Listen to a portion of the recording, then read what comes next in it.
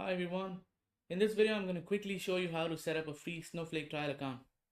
And it's pretty simple. Just Google Snowflake trial and hit the first link that shows up. And once you land on this page, just fill out the form that you see on the screen. So I'm just going to do that. I'm going to enter my first name, my last name.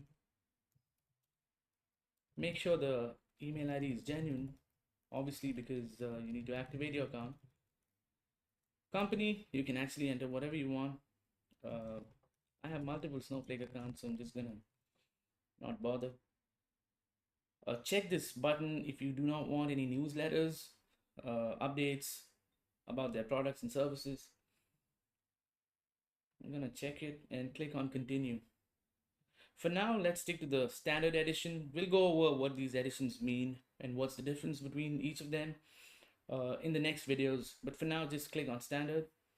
Choose your cloud provider. This is extremely important uh, because you have to select a cloud provider that you wish to work on, right? Now, I'm going to select AWS. And if you do the same, just make sure you have an active AWS account. And once you do that, you got to select the region. Region is super important again. Guys, keep that in mind. Snowflake will set up your account in the region that you select. And why do you select the region? It's let's say you have your AWS account and your company or you build pipelines in Ohio, which is in the States.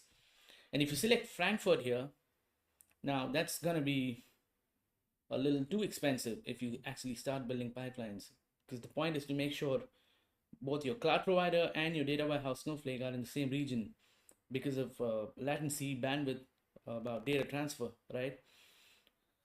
So keep that in mind while you select your region. I'm going to select EU Frankfurt and then check the box here. That's pretty much it. Now you'll get an activation link. Just click on it, set up your username and your password, and we're good to go. So in the next videos, we'll be signing into Snowflake and playing around with the interface, and we'll take it from there. Thanks for watching.